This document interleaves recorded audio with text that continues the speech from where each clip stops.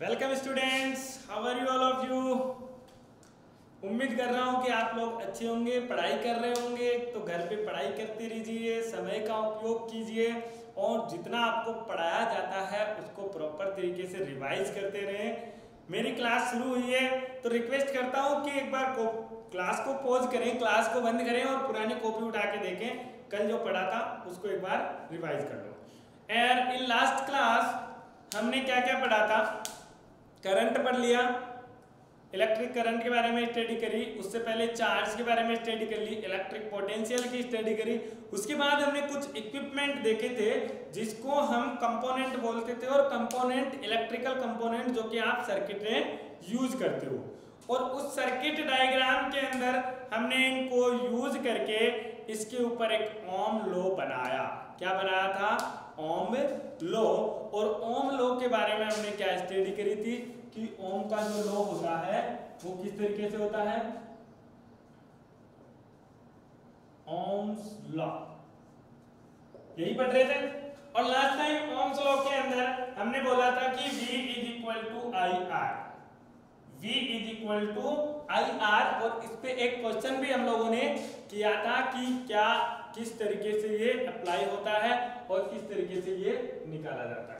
अब क्लास शुरू करने से पहले मैं आपको कुछ पुरानी बातें याद दिलवाने जाऊंगा, और जो आज हम पढ़ने वाले हैं वो होता है इसका एक्सपेरिमेंटल सेटअप। और एक्सपेरिमेंटल प्रूफ क्या है? तो एक्सपेरिमेंटल प्रूफ जब हम पढ़ेंगे उससे पहले हम कुछ बातें करते हैं कि क्या क्या चीजें यूज आती हैं और किन किन चीजों का उपयोग करके हमने ओम लॉ बनाया है। क्लियर है? तो मैं आज आपको कंपोनेंट लेके आया हूं। देखो, ये जो होता है इसको बोलते हैं वोल्ट मीटर। क्या बोलते हैं? Volt meter. और वोल्ट मीटर के अंदर ये जो लाइन आपको दिखाई दे रही है यहाँ पर, इस लाइन के अंदर दिए हुए होते हैं 0 से लेकर के 3 तक के स्केल बनी हुई है, और एक सुइया यहाँ पे लगा हुआ है जो रेड कलर का है। जो ये रेड कलर का सुइया लगा हुआ है और ये सुइया इसके आगे की तरफ चलता है, और यहाँ पर इसके दो कनेक्शन के लिए वायर है। और आपको पता होगा वोल्ट मीटर को हम कहाँ यूज करते हैं? वोल्ट मीटर को हम यूज करते हैं सीरीज कॉम्बिनेशन के अंदर। और सीरीज कॉम्बिनेशन कैसा होता है कि ये अगर आपने रेजिस्टेंस लगाया तो इसके यहाँ पे हम क्या लगाते थे? Volt meter. क्लियर है? इसी तरीके से लगाते थे। तो यहाँ देखिए ये एक वायर है जिससे मैंने इस वोल्ट मीटर को पकड़ रखा है, और इस वायर को हम बोलते हैं रेजिस्टेंस। क्या बोलते हैं? रेजिस्टेंस। और ये रेजिस्टेंस हो गया और ये वोल्ट मीटर इस तरीके से लग गया। अब ये वायर यहाँ से यहाँ तक कनेक्ट है। इसका मतलब क्या है कि ये जो पॉइंट है और ये जो पॉइंट है, ये पॉइंट इस पॉइंट से कनेक्ट हो गया, ये पॉइंट इस पॉइंट से कनेक्ट हो जाएगा, और ये वोल्ट मीटर बन जाएगा। और ये क्या हो जाएगा? दोनों पॉइंट से ये वाला वायर भी कनेक्टेड है और दोनों पॉइंट से वोल्ट मीटर भी कनेक्टेड है। इसलिए ये कैसा हो गया? Series combination. और इस सीरीज कॉम्बिनेशन बनाने के लिए ही ये रजिस्टर यूज किया जाता है। क्लियर है? अभी हम बनाएंगे और इसको यूज भी करेंगे। चलिए, नेक्स्ट हमने जब बनाया था सर्किट डायग्राम, तो सर्किट डायग्राम के अंदर एक बैटरी होती है, ये बैटरी बनाई थी, और इस बैटरी में ये पॉजिटिव और ये नेगेटिव लिखा था। ये नेगेटिव और पॉजिटिव के बाद ये जो होती है इसको हमने रिप्रेजेंट किया था की से। इसको हम बोलते हैं की। और की क्या होती है? कुछ इस तरीके की होती है। देखिए इधर ये वायर लगा हुआ है और ये एक दूसरा वायर लगा हुआ है। दोनों वायर इसके दो एंड पे कनेक्टेड है और इसको हम स्क्रू से टाइट कर देते हैं। यहां पर अगर ये साइन नहीं लगा हुआ है, पॉइंट नहीं लगा हुआ है, तो पूरी की पूरी की क्या रहेगी? इस तरीके से रहेगी। इसको हम बोलते थे ओपन की। क्या बोलते हैं? ओपन की। और अगर आपको की को क्लोज करना है, की को अगर क्लोज करना है तो यहाँ पे हम क्या लगा देते थे? एक बड़ा सा डॉट लगा देते हैं। तो क्या हो गई? की क्लोज हो गई। और की को क्लोज करने के लिए हम इस तरीके से यूज करते हैं कि इस की के ऊपर ये अप्लाई कर दिया। एक छोटी सी की बनी होती है, देखिए इधर ये, और इसको हम इसमें लगा देते हैं। लगाने से क्या होगा? यहाँ पर इस वायर का कनेक्शन इस वायर के कनेक्शन से हो जाएगा, और कनेक्ट होने के बाद क्या होगी? जो करंट है वो इस वायर से इस वायर पे फ्लो हो जाएगा। इसको बोलते हैं क्या? की। तो ये हो गई आपकी की। क्लियर है? की के बाद यहां हमने जोड़ा था एमीटर। क्या जोड़ा है? एमीटर, जो कि किसके यूज में आता है? To measure the electric current flowing in any circuit. किसी भी सर्किट के अंदर इलेक्ट्रिक करंट जो फ्लो हो रही है उसको मेजर करने के लिए यूज किया जाता है एमीटर को। एमीटर में आप जब भी देखोगे ए साइन बना हुआ मिलेगा। क्या मिलेगा? ए। वोल्टमीटर में क्या लिखा होता है? वी। एमीटर में क्या लिखा हुआ होगा? ए। इससे आप पहचान सकते हो कि ये एमीटर है फिर वोल्टमीटर है। सेम इसमें भी क्या है? रीडिंग के लिए एक स्केल बनी हुई होती है और इसके साथ एक सुइया लगा होता है जो कि क्या होगा? आपको रीडिंग बताएगा। क्लियर है? यानी ये मीटर बन गया। इसको कनेक्ट करते हैं हम सीरीज में, यानी ये जो तार है इस तार को ले जाकर के बैटरी के लगा दो। क्लियर है? और इसका जो दूसरा तार आ रहा है वो यहां से एमीटर से निकलेगा और आगे के सर्किट में चला जाएगा। कहने का मतलब क्या है? इसका तार जो ये बैटरी से लग गया, दूसरा सिरा जाएगा और जहां हमने वोल्टमीटर कनेक्ट कर रहे थे वहीं पर इसको कनेक्ट कर देंगे। इसका मतलब क्या है कि वोल्टमीटर जो है आपका, ये वोल्टमीटर था, इस वोल्टमीटर के इस सिरे पर जो आपको काला वाला सिरा दिख रहा है उस पर ये तार कनेक्ट हो जाएगा। क्या हो जाएगा? इस पे ये तार कनेक्ट हो जाएगा। और दूसरा ये जो तार लगा हुआ है वो रजिस्टर के लिए, जो कि आर से लिखा हुआ है। आगे वाला जो यहां से तार निकलेगा वो इस लाल वाले बटन से पास हो जाएगा। क्लियर है? लाल वाले बटन से लगा करके आगे निकाल देंगे। तो ये हो गया वोल्टमीटर और एमीटर की कहानी। तो एमीटर यहाँ पे लग गया प्लस माइनस, तो ये भी हो जाएगा प्लस माइनस। यहां से आगे इसको हम पहुंचाते हैं यहां पर, और यहां हमने क्या बनाया था? एक वेरिएबल रेजिस्टेंस बनाया था। याद आ रहा होगा? वेरिएबल रेजिस्टेंस जो होता है वो कुछ इस तरीके से तीर का निशान बना करके बनाया जाता है, जिसको हम बोलते हैं रोस्टेट। क्या बोलते हैं? रोस्टेट। और रोस्टेट क्या होता है? कुछ इस तरीके की एक सर्कुलर सिलेंड्रिकल बना होता है और इस सिलेंडर के ऊपर वाइंडिंग करी होती है, वायर की वाइंडिंग करी हुई होगी, कोयल बनाई हुई होगी और इन कोयल के अंदर क्या होती है? इलेक्ट्रिक करंट फ्लो होती है। यानी ये जो है इसके ऊपर तार लपेट दो। क्या लपेट देना है? तार लपेट देना है। किस तरीके से? ये तो है, चलो इसके ऊपर इंसुलेशन किया हुआ है। अगर इंसुलेशन ना हो और ये वाइंडिंग कुछ इस तरीके से लपेट दो, ये बन गया। इसको हम क्या बोलते हैं? वेरिएबल रेजिस्टेंस बोलते हैं। क्लियर है? अब इंसुलेशन नहीं होगा क्या मतलब है कि देखो, हमें जितनी तार की लेंथ होगी रेजिस्टेंस उस लेंथ के अकॉर्डिंग बदलता जाएगा। रेजिस्टेंस क्या करेगा? उस लेंथ के अकॉर्डिंग बदलता जाएगा।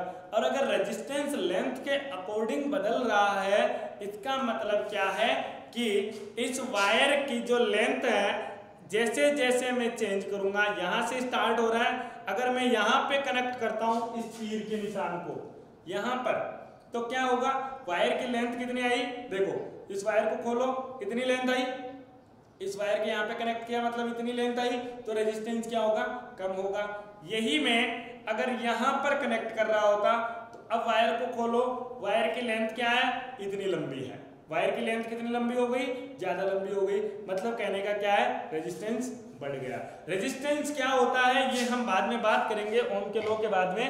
पहले आप इतना जान लो कि रेजिस्टेंस बढ़ गया या घट गया। ये होता है क्या? रोस्टेट, जो अभी मैं समझा रहा था। देखो, इसमें होता क्या है कि यहां से जो वायर निकलेगा की से, वो वायर इससे कनेक्ट हो जाएगा। यहाँ पे कनेक्शन के लिए एक दे रखा है, इस जगह पे क्या हो जाएगा? वायर कनेक्ट हो जाएगा। अब ये वायर आगे जाके इसके ऊपर कोयल बनी हुई है, इस तरीके से वाइंडिंग करी हुई है। जैसे आपको ब्लैक कलर की लाइंस दिख रही होगी, ये ब्लैक कलर की लाइंस क्या रिप्रेजेंट कर रही है? आपको इसके कोयल्स को रिप्रेजेंट कर रही होगी। और ये कोयल्स, अब इसके ऊपर ये लगा होता है स्लाइडर। क्या लगा होता है? स्लाइडर। स्लाइडर का काम क्या होता है? इसको एक जगह से दूसरी जगह पे स्लाइड करवाना। इसको जब हम स्लाइड करवाएंगे तो क्या होगा? रेजिस्टेंस की वैल्यू इंक्रीज होती जाएगी, और रेजिस्टेंस की वैल्यू इंक्रीज होती है तो क्या होता है? यहाँ पे एमीटर के अंदर जो करंट फ्लोइंग हो रही है वो फ्लोइंग करंट क्या हो जाएगी? चेंज हो जाएगी।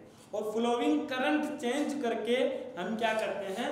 वोल्टमीटर के अंदर डिफरेंस देखते हैं कि वोल्टमीटर में कितना डिफरेंस आया और वोल्टमीटर के अंदर वैल्यूज क्या क्या चेंज हुई। ओम ने कुछ इसी तरीके से सेटअप बना करके अपना लो दिया था, जो कि हमने कल निकाला था, V = IR। अभी मैं उसको रिपीट कर दूंगा एक बार, नो टेंशन, आपको पूरी चीजें सिखाई जाएगी। आप पहले वाला वीडियो भी देख लें और अभी भी इसके अंदर और रिपीट कर दूंगा कि किस तरीके से ये होता है, और फिर हम पढ़ेंगे एक्सपेरिमेंटल सेटअप। तो समझ आया होगा आपको ये क्या लगा होता है, स्लाइडर, और इस पूरे का नाम क्या है, रोस्टेट। क्या नाम है, रोस्टेट, RHEOSTAT, रोस्टेट। या फिर इसको आप बोल सकते हो ए वेरिएबल रेजिस्टेंस डिवाइस। क्या है, वेरिएबल रेजिस्टेंस डिवाइस, जिसके अंदर हम रेजिस्टेंस को वेरी करवा सकते हैं, वो होती है वेरिएबल रेजिस्टेंस डिवाइस। क्लियर है, चलिए आगे चलते हैं।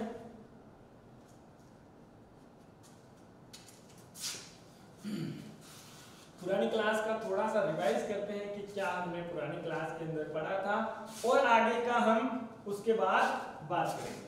चलो, ओम ने बोला था कि किसी भी कंडक्टर के लिए I = होती है V के, यानी I में चेंज करोगे किसी भी, जब आप करंट में चेंज करते हो, इलेक्ट्रिक करंट में चेंज करते हो, तो इलेक्ट्रिक करंट में चेंज करने से क्या होगा, इसके वोल्टेज में भी चेंजेस आ जाएंगे।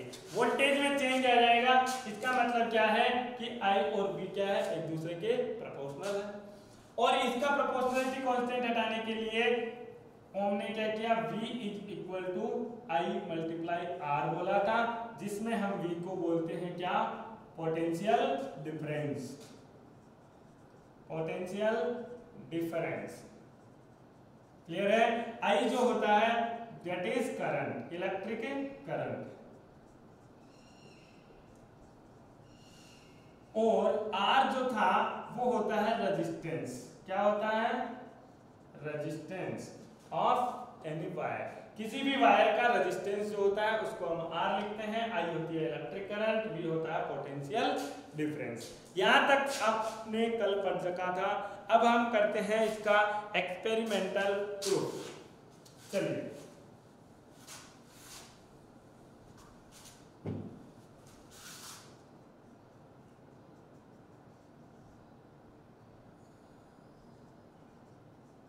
Experimental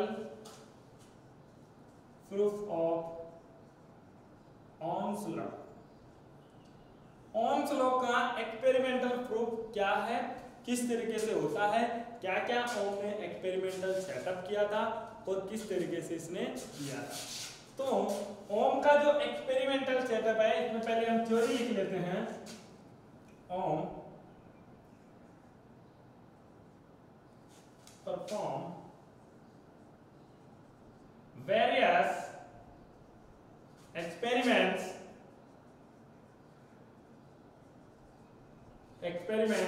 by changing the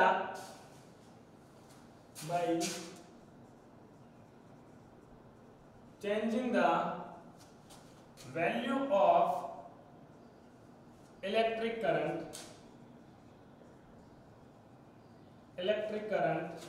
and study the change in value of potential difference,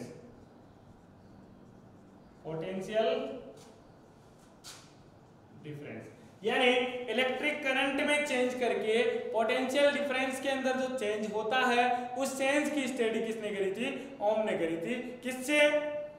किससे करी थी, अपने एक्सपेरिमेंटल सेटअप से। क्या करा था, चेंज करा था। किसको चेंज करा था, इलेक्ट्रिक करंट को।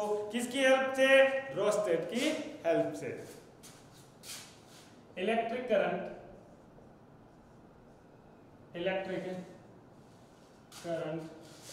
is very changed with the help of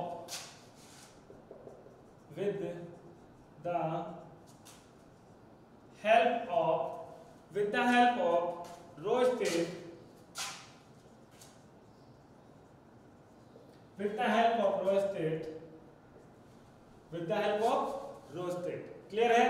और उसने स्टडी करके देखा, बाय द स्टडी उसने V और I की अलग अलग वैल्यू के लिए ग्राफ प्लॉट किया और उस ग्राफ प्लॉट में उसने पाया कि वो क्या होती है कि सीधी लाइन आता है और उसकी जो स्लोप होती है वो स्लोप क्या रिप्रेजेंट कर रही होगी, रेजिस्टेंस को रिप्रेजेंट करती है। चलिए देखते हैं किस तरीके का क्या क्या था, इसको आप राइट डाउन कर लीजिए एक बार जल्दी से।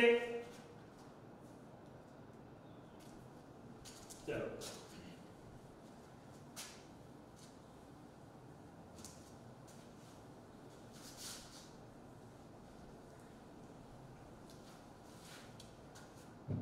इलेक्ट्रिक सर्किट जो है ओम का वो क्या है,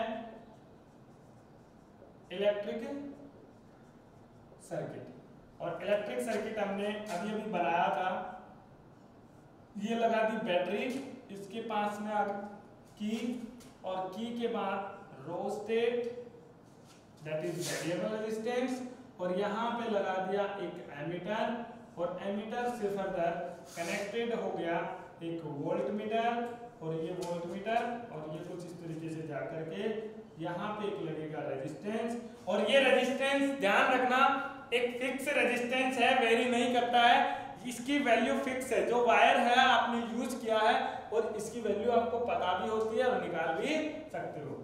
और यहाँ से इसके ऊपर लग गया एक रोस्टेट टू कनेक्टेड हो गया, क्लियर है। अब देखो ये क्या है, कुंजी जिसको रिप्रेजेंट करते हैं के से, ये होता है आपका सेल, ये होता है एमीटर और ये होता है वोल्टमीटर और ये क्या था, रेजिस्टेंस जिसको हम रिप्रेजेंट करते हैं आर से और ये आपका रोस्टेट, क्लियर है, ये रोस्टेट हो गया। अब ये पूरा का पूरा एक्सपेरिमेंटल सेटअप था जिसमें करंट यहां से फ्लो होकर के इस पथ से निकलती हुई क्या होगी, इधर फ्लो होगी, क्लियर है। अब इसमें क्या क्या किया था, यहाँ पर ये कुंजी के है, इसके साथ में ये रोस्टेट लगा दिया और इसको हमने क्या किया, करंट को वेरी करवाते गए, क्लियर है। जैसे ही मैं करंट को इससे वेरी करवाता हूँ, स्लाइडर को आगे स्लाइड करवाता हूँ तो क्या होगा, एमीटर की वैल्यू में कुछ ना कुछ चेंजेस आएंगे। एमीटर की वैल्यू में चेंजेस आएंगे तो उस एमीटर के एक पर्टिकुलर रीडिंग के लिए एक पर्टिकुलर वोल्टमीटर की रीडिंग आएगी और मैं उसको नोट डाउन कर लूंगा। फिर मैंने क्या किया, दोबारा से इसके अंदर इस स्लाइडर को स्लाइड करवाया आगे और यहाँ पर के एक वैल्यू आई दूसरी और उस पर्टिकुलर वैल्यू के लिए एक पर्टिकुलर वोल्टमीटर के अंदर वैल्यू आएगी और उन वैल्यू को हम क्या करेंगे, नोट डाउन करके एक ग्राफ प्लॉट करेंगे, क्लियर है। मतलब करना क्या है, रोस्टेट का स्लाइडर जो होता है उसको स्लाइड करवाते हैं और इसको स्लाइड करवाने से एमीटर की वैल्यू में चेंजेस आएंगे और एमीटर में चेंज आने के कारण वोल्टमीटर में चेंजेस आएंगे, क्लियर है। हमें नोट डाउन करनी है, ये वैल्यू हम अपने हिसाब से रखेंगे, 2 एम्पियर, 3 एम्पियर, 1 एम्पियर और इसके बाद वोल्टमीटर में इसके रेस्पेक्ट कितनी वैल्यू आती है वो हम नोट डाउन करके एक ग्राफ प्लॉट करेंगे और उस ग्राफ प्लॉट से हमें पता चलेगा कि कितना क्या आ रहा है। चलिए, by using rheostat change the value of current, change the value of current and note it down. Now for a particular value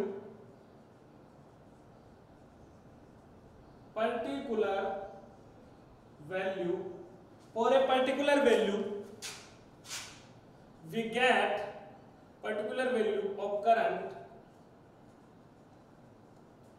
electric current, we get a value of electric potential difference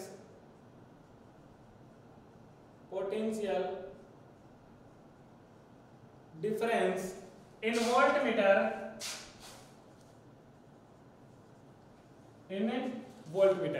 यानी roasted से आप change करोगे किसकी value, ammeter में current की value, और उस particular current की वैल्यू के लिए पर्टिकुलर वोल्टमीटर में पोटेंशियल डिफरेंस की वैल्यू आएगी। उसको हम क्या करेंगे, नोटेड डाउन कर लेंगे। Further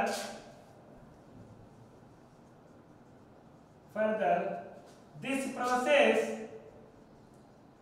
process will continue till 5 to 6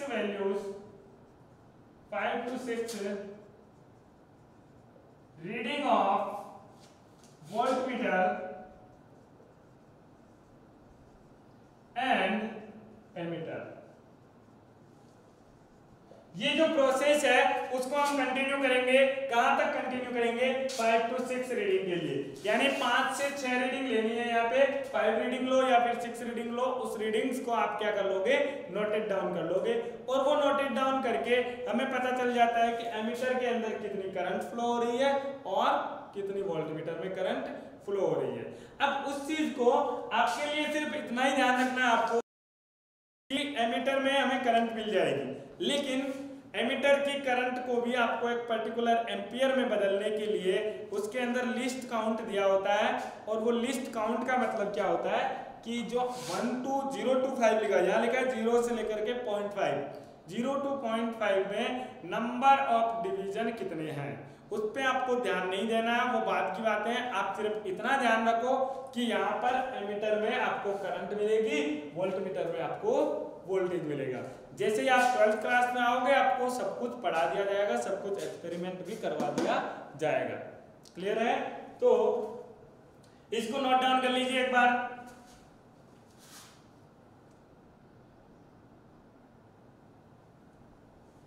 चलिए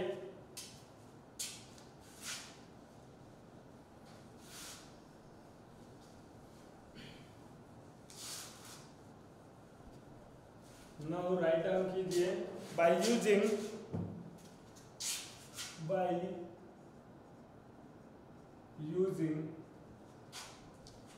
these values we plot a graph between V and I। V क्या है, पोटेंशियल डिफरेंस, I क्या है, करंट, इलेक्ट्रिक करंट और पोटेंशियल डिफरेंस के बीच हमें ग्राफ प्लॉट करेंगे, and we gate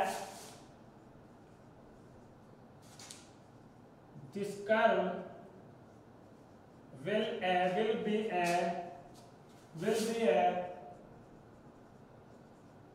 straight line, straight line, यानी ये ग्राफ कैसा मिलेगा हमें, स्ट्रेट लाइन। किस तरीके से मिलेगा, देखिए इधर ग्राफ के लिए हम क्या करते हैं, यहां पर वोल्टेज के लिए वोल्टमीटर हो गया, इसके यहां पर करंट शो कर दी, दैट इज आई। क्लियर है? अब क्या करेंगे, आई की एक पर्टिकुलर वैल्यू के लिए वी की एक पर्टिकुलर वैल्यू आएगी, आई की सेकंड पर्टिकुलर वैल्यू के लिए, जैसे सपोज कंसीडर ये आ गया पॉइंट, आई की सेकंड पर्टिकुलर वैल्यू के लिए कोई एक दूसरी वैल्यू आएगी। इस तरीके से अगर आप इन पॉइंट्स को मिलाओगे तो आपको एक स्ट्रेट लाइन गेट होगी, और इस स्ट्रेट लाइन के अंदर हमारे पास में सारी की सारी वैल्यूज होगी। क्लियर है? जरूरी नहीं है कि स्ट्रेट लाइन हमेशा स्ट्रेट आपको मिले। क्यों नहीं मिलेगी? क्योंकि आपकी इन्वायरमेंटल कंडीशन होती है, उसका थोड़ा बहुत इफेक्ट पड़ेगा, और थोड़े बहुत इफेक्ट की वजह से क्या होगा, थोड़ा बहुत इस लाइन की वैल्यू में चेंजेस आएगा, तो कहीं हल्की फुल्की ऊपर नीचे हो सकती है। क्लियर है? बट आपको एक क्या मिल जाएगी, स्ट्रेट लाइन मिल जाएगी। तो मैं यहां से मिटाने जा रहा हूं,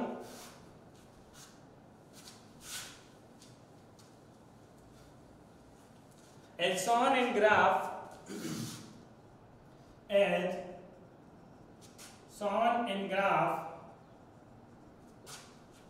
we get a straight line curve of V and I। Clear है? अगर हम बात करें स्लोप की, और स्लोप क्या होता है कि ये जो लाइन है इसके लिए एक पर्टिकुलर वैल्यू होगी। सपोज कंसीडर करो ये 2 पॉइंट है और ये कौन सा पॉइंट है, 1 पॉइंट है। 2 पॉइंट के लिए एक पर्टिकुलर वैल्यू होगी V2 और 1 पॉइंट के लिए एक पर्टिकुलर वैल्यू होगी V1। तो V2 किसके रेस्पेक्ट में है, V2 के रेस्पेक्ट में अगर आप I की वैल्यू देखोगे, करंट की वैल्यू देखोगे, तो वो यहाँ पर आपको मिलेगी I2। क्लियर है? We get I2 with respect to point 2 and for point 1 we get the value of current that is I1। Clear है?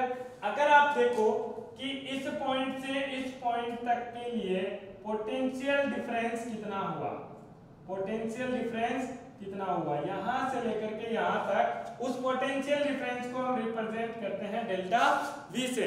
This potential difference is represented by delta V and delta V is equal to क्या है, V2 minus V1। Clear है?